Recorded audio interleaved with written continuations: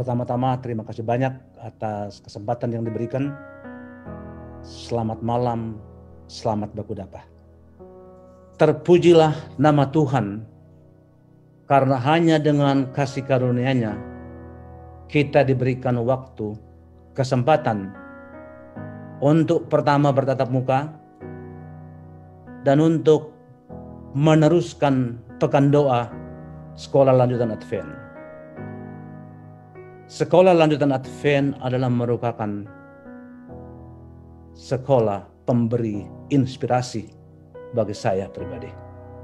Oleh karena itu, 2 tahun saya di sana 1971 sampai dengan 1972, 70 dan 73, 72 saya ketemu Mohon SMA Negeri. Saya banyak belajar mendapatkan inspirasi spiritual dan inspirasi profesional. Itu semua dimungkinkan karena kasih karunia Tuhan, His amazing grace kepada kita semua dan khususnya kepada saya sebagai hamba-Nya. Bapak-bapak dan ibu-ibu, apakah saya punya share screen bisa kelihatan? Jelas ya? Oke, jelas. Bisa. Oke. Ya, sudah kelihatan. Kira 10 menit saya akan coba bawakan ini. Saya agak roba judulnya, Realita Kehidupan di Tengah COVID-19. Hindari perasaan khawatir, terus optimis secara spiritual dan secara fisikal, karena ada Yesus sebagai pendamping Anda, kita semua. Tuhan sudah mengatakan bahwa in our life, our journey in life, Tuhan tidak pernah menjanjikan there's not going to be turbulent. Nggak ada. Pasti ada turbulence. Oleh karena itu, ikat pinggang kalau naik pesawat. But what He has promised, dan sampai sekarang masih berlaku, I'll be the safest one. Bapak dan ibu-ibu, perkenankan saya untuk berbicara kadang-kadang bahasa Inggris, sebab ada teman-teman saya yang hanya mengerti bahasa Inggris. Mereka lagi rekam dan mereka lagi juga mengikuti. And all of them are Christian, but they are yet to join the platform of Seventh-day Adventists. Amin, saudara.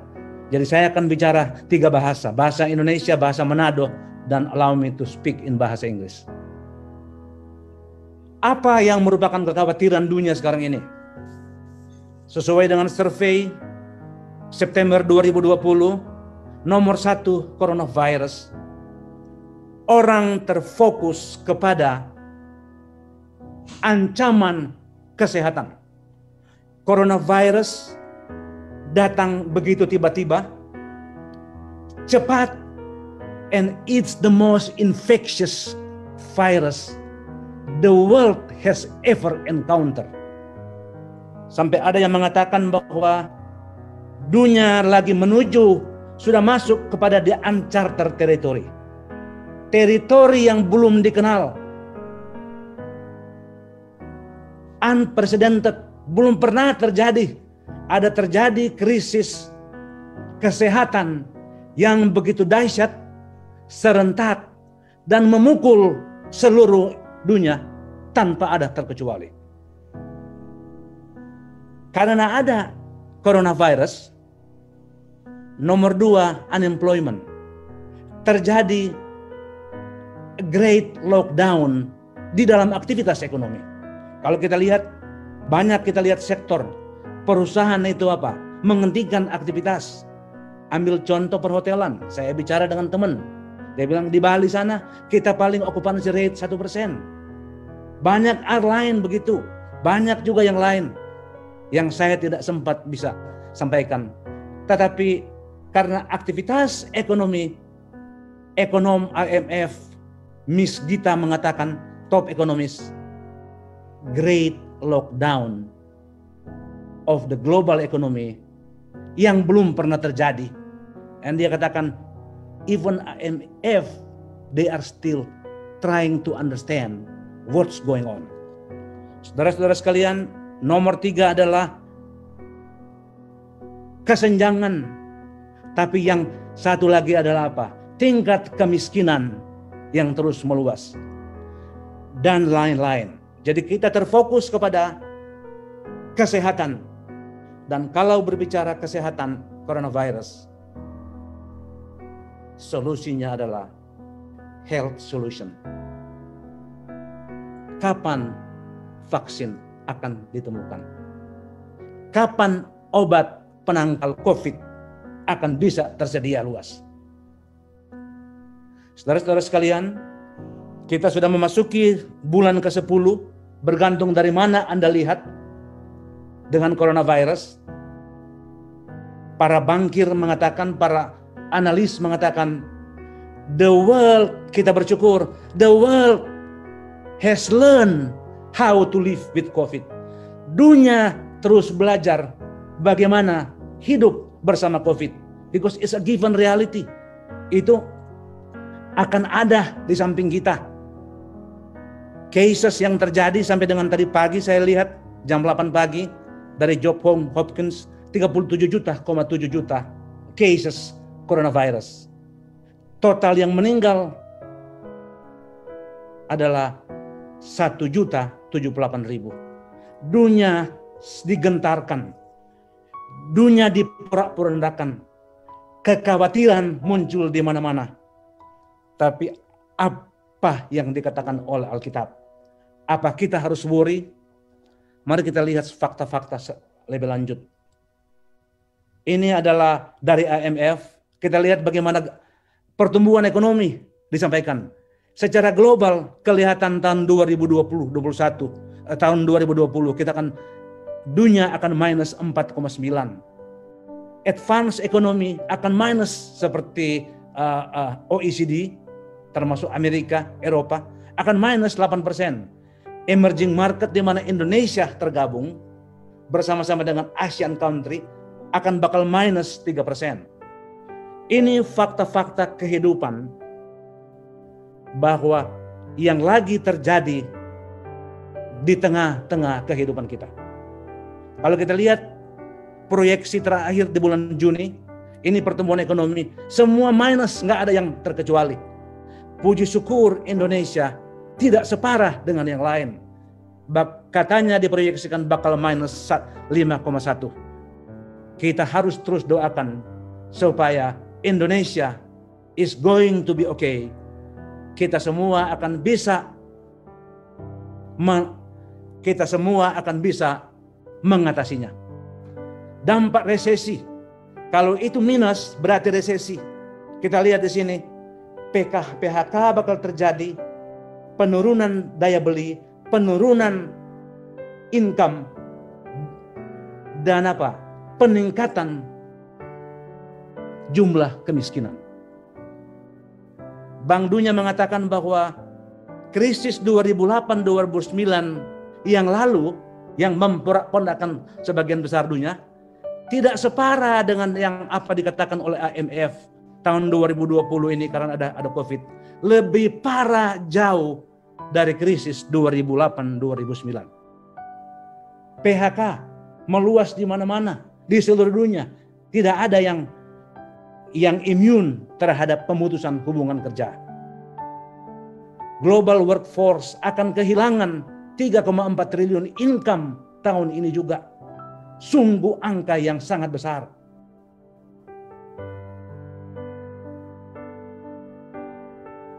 Tingkat angka kemiskinan 2010 bakal menjadi kira-kira 600 juta.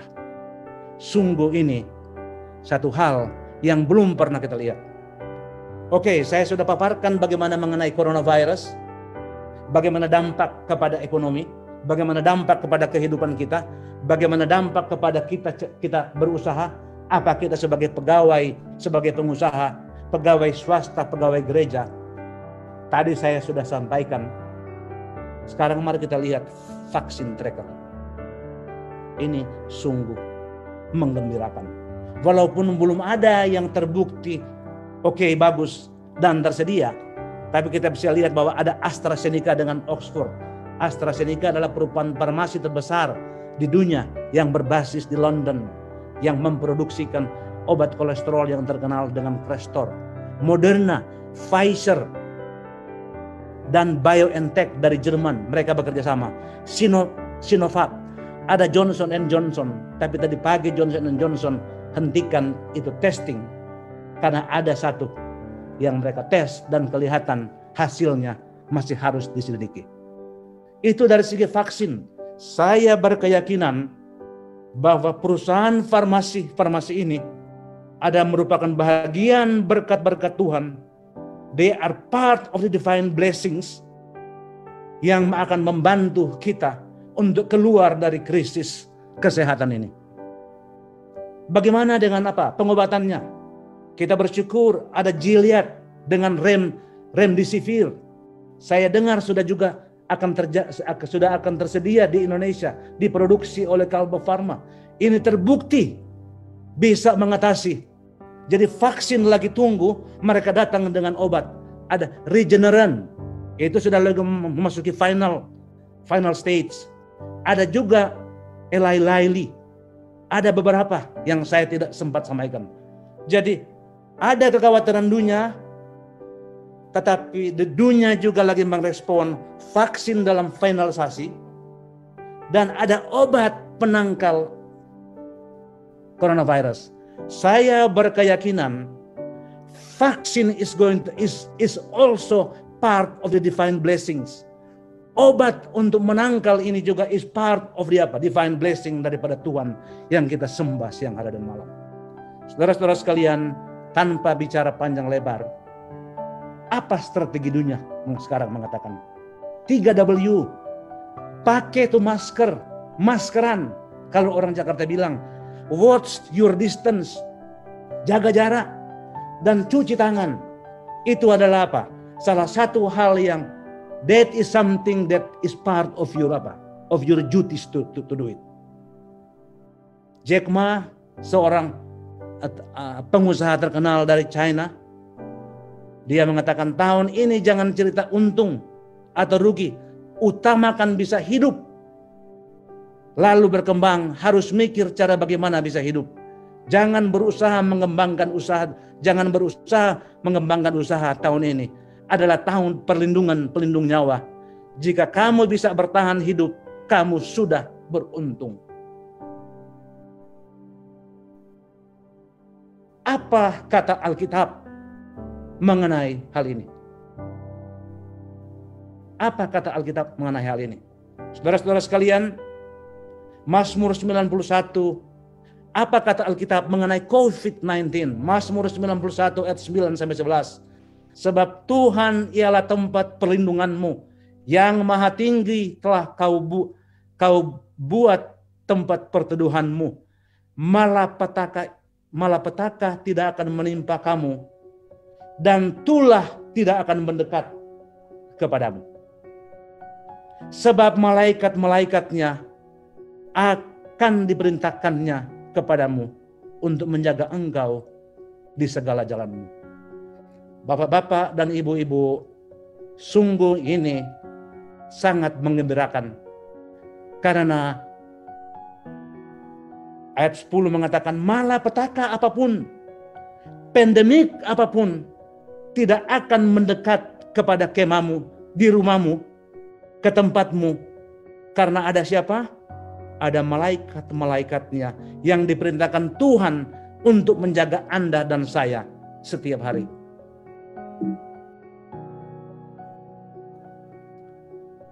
Janji Alkitab 2 Korintus 1 ayat 19. Karena Yesus Kristus anak Allah yang telah kami beritakan di tengah-tengah kamu, yaitu olehku dan oleh Silvanus dan Timotius, bukanlah ya dan tidak, tetapi dengan Yesus untuk janji Tuhan.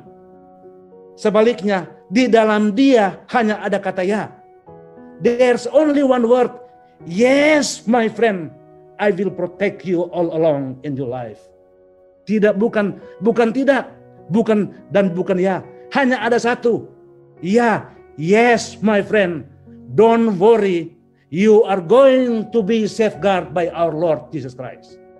Sebab kata Kristus adalah ya bagi semua janji Allah. Itulah sebabnya oleh Dia kita mengatakan amin untuk memuliakan Allah.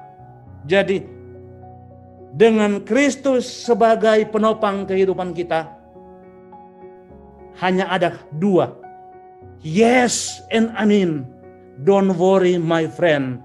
So long we continue to follow Jesus. Janji Tuhan ya dan amin. All the promises of God in Christ, there's only two things. Yes and amen. Filipi 4 ayat 6-7. Janganlah hendaknya kamu khawatir tentang apapun juga, tetapi nyatakanlah di dalam segala hal keinginanmu kepada Allah dalam doa dan permohonan dengan ucap syukur.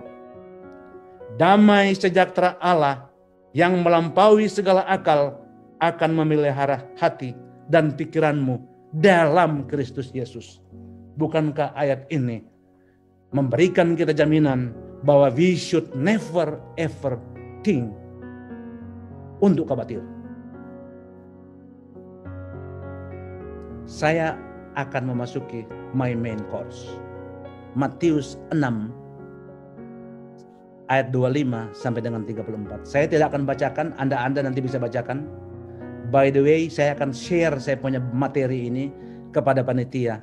Bagi yang berminat bisa nanti mohon kepada mereka. Kita berbicara khawatir. Para ahli psikologi, para ahli Alkitab, saya mendengar juga beberapa khotbah dari pendeta-pendeta Advent dan yang dari pendeta-pendeta lain tentang why you should not worry about your life. Ada empat alasan kenapa itu kita jangan pernah khawatir. Saudara-saudara sekalian, para ahli psikologi mengatakan worry, cemas itu adalah negative feeling. Negative feelingnya akan bisa destroy your life because worry only focus on the problem. Instead of khawatir, para ahli psikologi dan para ahli Alkitab mengatakan you should be concerned about the environment. Beda antara worry dengan concern. Worry adalah cemas. Kalau concern, kita memerhatikan apa yang lagi terjadi dan kita mencari solusi. So concern focus on finding solution. Concern bikin perencanaan, concern mencari solusi. Apalagi kita ada Yesus. Janji Allah adalah ya dan amin. We are going to be able to find a solution di dalam permasalahan atau tantangan yang kita lagi hadapi. Worry, cemas, sangat tidak rasional. Itu nanti kita akan baca di ayat 26. Worry sangat tidak efektif. Worry, cemas, sangat tidak logis. Ayat 28 dan 30. Dan cemas sangat tidak bertanggung jawab. Saya sudah bahas tadi. Inconsistent. Tidak konsisten. Tidak konsisten. Tidak konsisten dengan apa maksud Tuhan. Itu maksudnya. Matius 6 ayat 25. Karena itu aku berkata kepadamu, janganlah khawatir akan hidupmu, akan apa yang hendak kamu makan atau minum. Dan janganlah khawatir pula akan tubuhmu, akan apa yang hendak kamu pakai. Bukankah hidup itu lebih penting daripada makanan, dan tubuh itu lebih penting daripada pakaian? Tuhan Yesus di sini menggambarkan hidup dan tubuh kita. Kita adalah ciptaan Allah sesuai dengan teladannya, sesuai dengan peta dan teladannya. Seorang pendeta mengatakan, umat manusia is the masterpiece of the Lord. Itu adalah apa? Ciptaan yang sangat berharga. Kalau tubuh dan hidup ini diberikan oleh Tuhan, mana mungkin itu makanan, pakaian, dan minum tidak akan apa? It will come by itself so long, sepanjang you stay firm to follow Jesus. Sepanjang Anda berdiri tegak dan firm. Yes, this is my way. I have no others but only to follow Jesus. To accept Jesus as our Lord, as our Savior, and our rescuer, sustainer. Jadi bapak-bapak dan ibu-ibu, kita sudah diberikan hidup dan tubuh oleh Tuhan melalui penciptaan. And we are the masterpiece. Yang lain jangan pernah khawatir. That by itself akan dipenuhi oleh our Christ, our Jesus Christ. 1 Petrus 5 ayat 7, serahkanlah segala kekuatanmu kepadanya, sebab ia memelihara kamu. Itu jaminan, itu adalah garansi. Ini garansi Tuhan Yesus is even stronger than bank garansi. Walaupun bank garansi itu unconditional. Kalau kita berdagang, kita jual barang, kita suka minta bank garansi. God guarantee is very strong. Is even stronger than the bank guarantee. Irasional, sangat tidak sangat rasional mutaku di dalam hidup ini. Be concerned, yes, but don't worry. Pandanglah burung-burung di langit. Ayat 26. Yang tidak menabur dan tidak menuai dan tidak mengumpulkan bekal dalam lumbung, namun diberikan makan oleh Bapamu yang di surga. Bukankah kamu jauh melebihi burung-burung itu? Matius 6 ayat 25 sampai dengan 34 adalah salah satu bahagian daripada khotbah Tuhan Yesus di bukit. Sebelumnya Tuhan Yesus berkhotbah di Danau Galilea. Dia sekarang di bukit. Ke bukit. Yang dia pengen sampaikan. Look at the alam yang sudah Tuhan ciptakan. Look at the bird. Dorangnya tidak bekerja, tapi Tuhan tidak pernah lupa. But ada maksud Tuhan di sini. Kalau saya baca Bible commentary, why he was referring to the birds? Yes, the food are everywhere.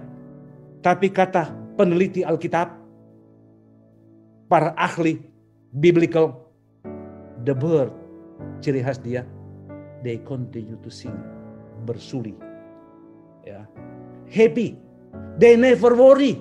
Tidak pernah ada orang itu takut, orang bersiul, orang apa? Bersyukur kepada apa? Kepada Tuhan. Dan mereka bersyukur karena apa? Makanan melimpah. But one thing that they do, kalau orang terbang tinggi, they look at the opportunity. They locate itu kesempatan mana yang ada. Where are the food? Para ahli Alkitab mengatakan, so birds are working. Birds are working. Burung itu bekerja mencari makanan. Bukan tunggu makanan datang. Sama dengan apa yang Tuhan Yesus katakan. Oh, nggak cukup tuh berdoa. But you got to take steps. Yes, I will bless you. But where is your effort? Ngana effort ada di mana? Mana tuh usaha? You got to take steps. I will bless your effort. If you do, because you are doing your part. Burung itu begitu. Maksud Tuhan mengatakan, yes, burung. Mereka itu tidak menabur, tidak menuai. Entoh tidak pernah kelaparan. Yes, I do provide the food di mana-mana dan air. But they go and find the food. Apa Anda masih dengan saya? 2 Tesalonika 3 ayat 10 dan 12. Sebab juga waktu kami berada di antara kamu, kami memberi peringatan ini kepada kamu. Jika seorang tidak bekerja, Janganlah ia makan. 6 hari kita bekerja sesuai dengan Keluaran 20. Hari ke-7 kita berhenti. Berapa lama orang akan kerja? 6 days, my friend. So we have to take steps. We have to work. Ellen G. White mengatakan di dalam Parable of Talents, kalau sempat baca itu di Christ Object Lesson, dua alinea pertama daripada The Parable of Talents. Ellen G. White mengatakan, misi kita, umat-umat percaya, adalah menunggu, adalah memastikan diri bahwa kita sudah memenuhi syarat untuk ke surga. Be prepared and be watchful. Lihat tanda-tanda zamannya. Dan menunggu itu, Ellen G. White mengatakan, we have to do diligent working, quote unquote. Bekerja dengan giat. Ellen G. White mengatakan di dalam The Parable of Talents, di dalam buku Christ Object Lesson, you have to aim high in life, quote unquote. And you got to be ambitious juga. Mesti ambisi, quote unquote. Mesti aim high. Because bukankah hidup ini adalah berkat yang Tuhan sudah berikan? Bapak-bapak dan saya sudah ditebus oleh Tuhan Yesus Kristus di kayu salib. Darahnya tercurah, infinite price. Kenapa Anda dan saya itu begitu berharga? Let me say this one dari kacamata seorang awam, dari kacamata keuangan. Waktu Tuhan bilang dia mengorbankan anak yang tunggal yang dia kasihi, itulah adalah harta terbesar daripada kerajaan surga.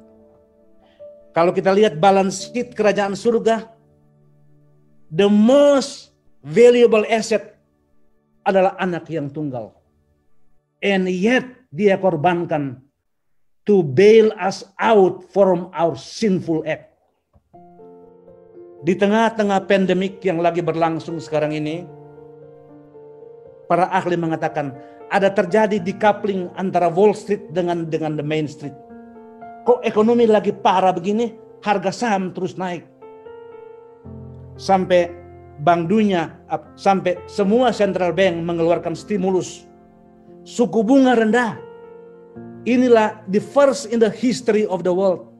Bunga rendah. Kalau di Australia, kalau orang mau pinjam mortgage, itu 5 tahun fix itu cuma 2%. Never in the history. Amerika juga saya yakin sama. Kenapa? Karena dunia berlomba-lomba supaya jangan ada terjadi kemelaratan. Tuhan luputkan kita dari dunia yang kita sudah buat dengan mengorbankan anak yang tunggal. The most precious asset. Inilah the amount of bailout. Penyelamatan ekonomi dunia, kehidupan dunia yang terbesar yang pernah terjadi. Mengorbankan anak yang tunggal.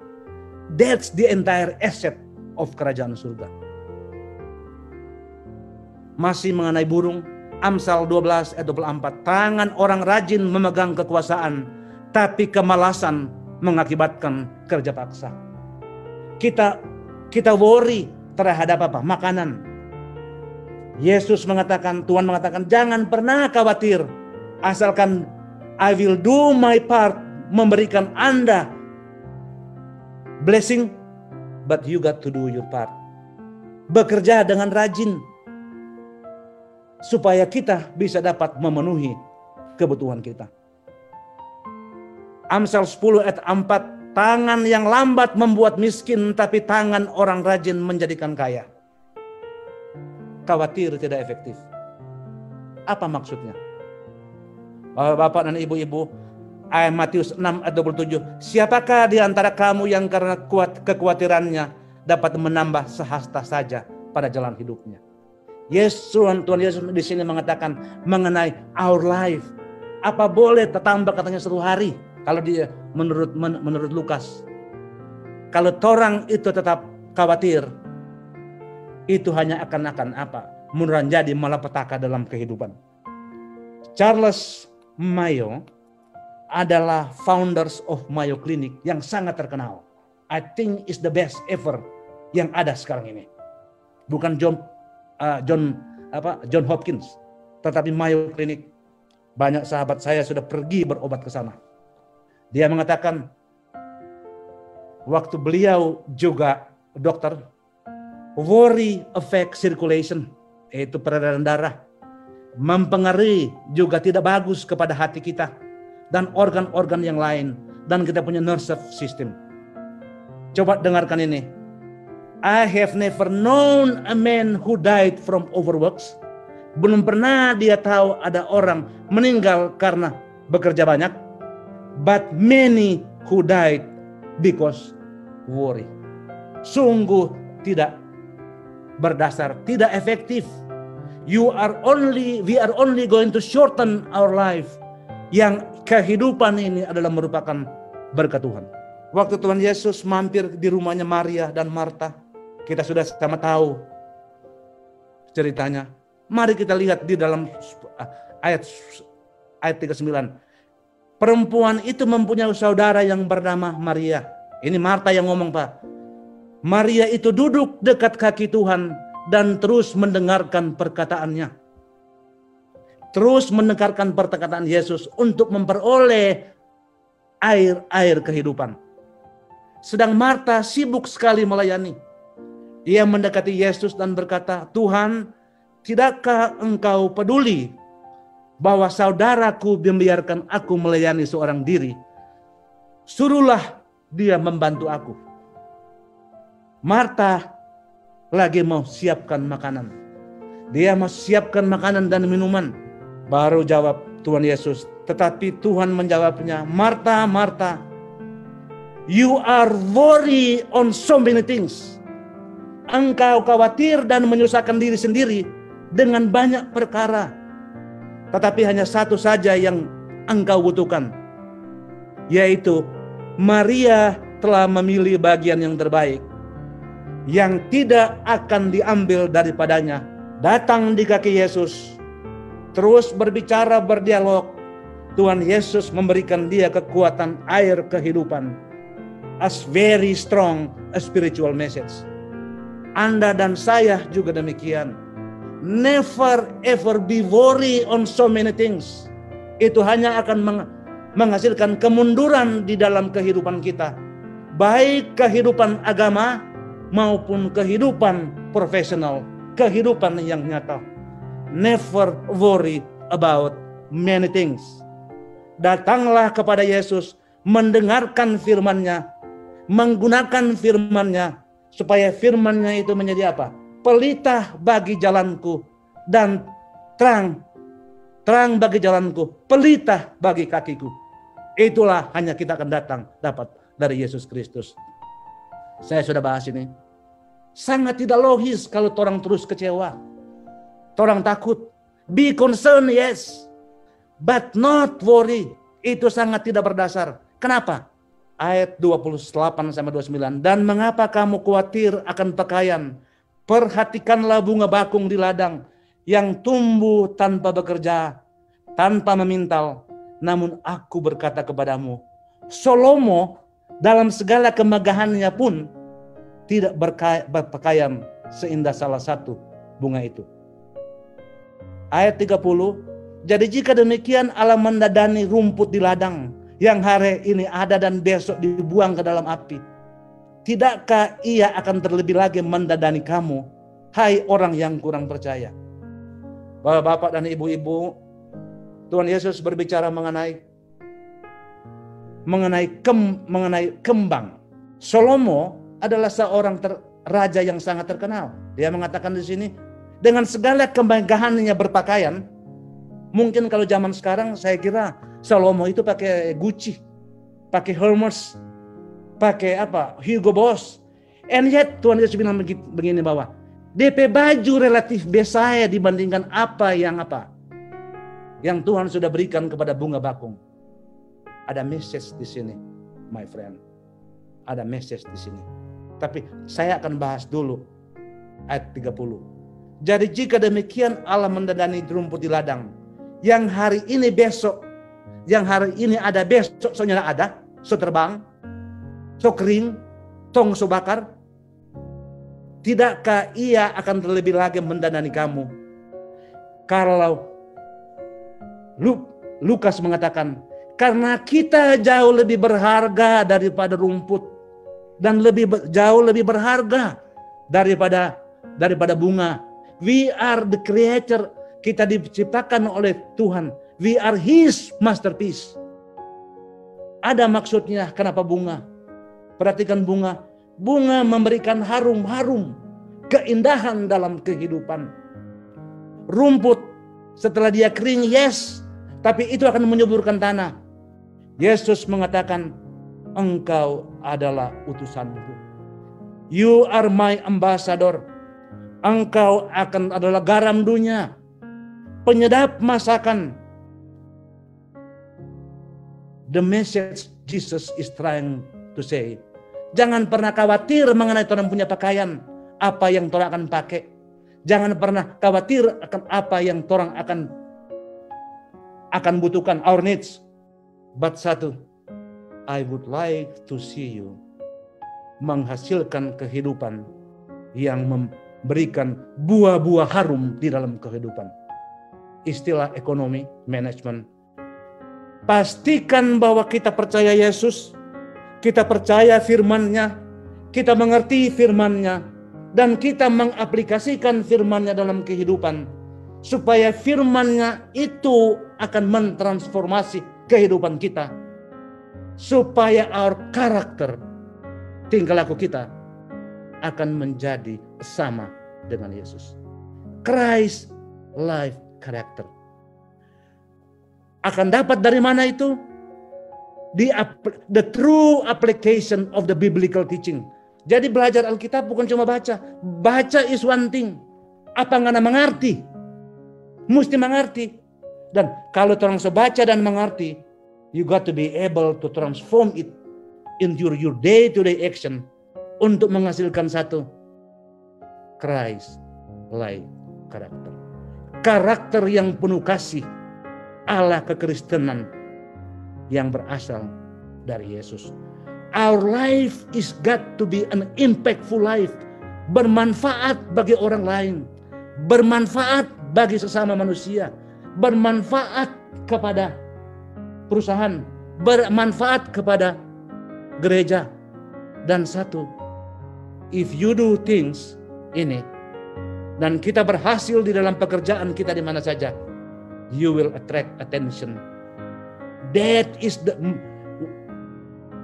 karena kita pertontonkan kehidupan yang serba Kristiani sesuai ajaran Kristus, Christ life character, it will attract attention. Itulah the most powerful biblical sharing yang kita akan bisa paparkan, bagikan kepada orang lain melalui perbuatan kita yang menggambarkan kasih Kristus yang mencintai kita, yang sudah menebus kita dan sudah melindungi kita.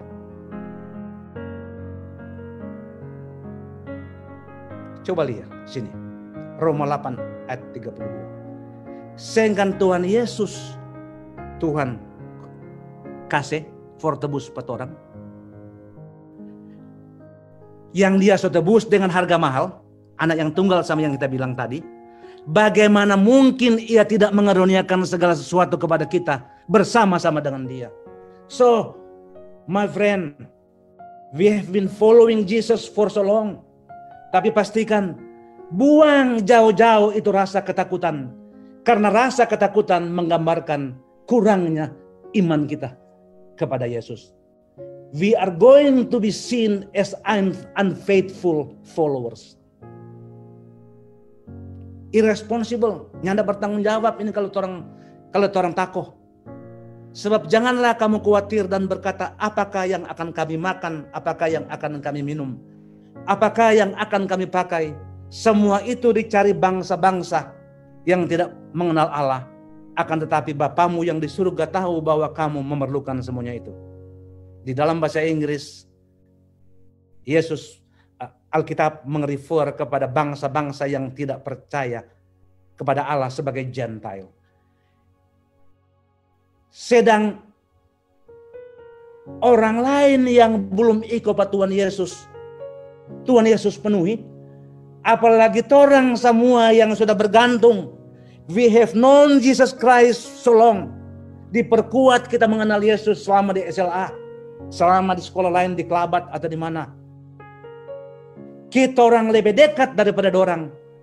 Yet my friend, Tuhan mengatakan, sedangkan bukan pengikut Yesus Tuhan perhatikan, apalagi Anda dan saya sebagai pengikut setia yang sudah terus berjuang bersama Yesus di dalam perjuangan iman di dalam hidup sehari-hari. Yakobus 1 ayat 17. Setiap pemberian yang baik dan setiap anugerah yang sempurna, the amazing grace, datangnya dari atas. Datangnya hanya dari Yesus. Bapak-bapak dan ibu-ibu, saya akan memasuki towards the end of my speech. Tapi saya mau berkata kepada Anda dan saya, kita adalah sebagai pengikut Yesus. We believe in Jesus as our Lord, Savior, and Sustainer. Let me say this one. Your educational title is not your source. Your skill and competency is not your source.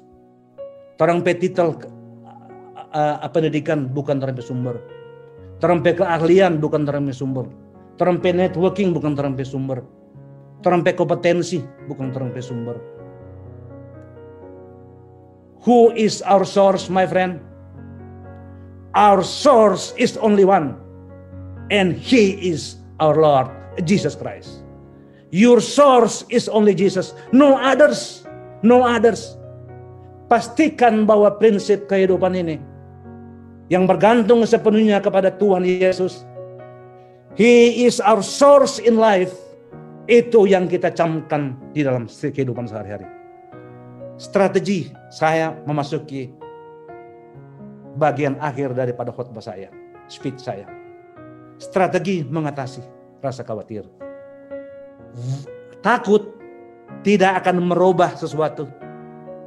But trusting in God, percaya kepada Tuhan, change everything for the better of our life. Ini janji Kristus. Di Yesus, Tuhan Yesus, hanya ada kata ya and amin. Yes and amen. His promise continuing and will be with us. That is the amazing grace yang datang dari Yesus. Matius 6 ayat 33. Itu yang sana-sana yang tadi di atas tadi itu, kebutuhan kehidupan, kebutuhan tubuh, itu akan datang dengan sendirinya, will be for us if you follow, if you accept Jesus as your Lord, sebagai Tuhan, sebagai juru selamat, dan sebagai our sustainer. Tapi carilah dahulu kerajaan Allah dan kebenarannya, maka semuanya itu akan ditambahkan kepadamu. Jangan pernah khawatir tuh yang lain-lain itu. Be concerned, yes. Seorang ahli Alkitab mengatakan, waktu kita berhadapan dengan tantangan, pastikan waktu Anda membuat rencana, involve God at the early stage. Mintakan petunjuk Tuhan di awal-awal Anda membuat mendesain perencanaan, strategi di dalam berusaha, strategi di dalam pekerjaan.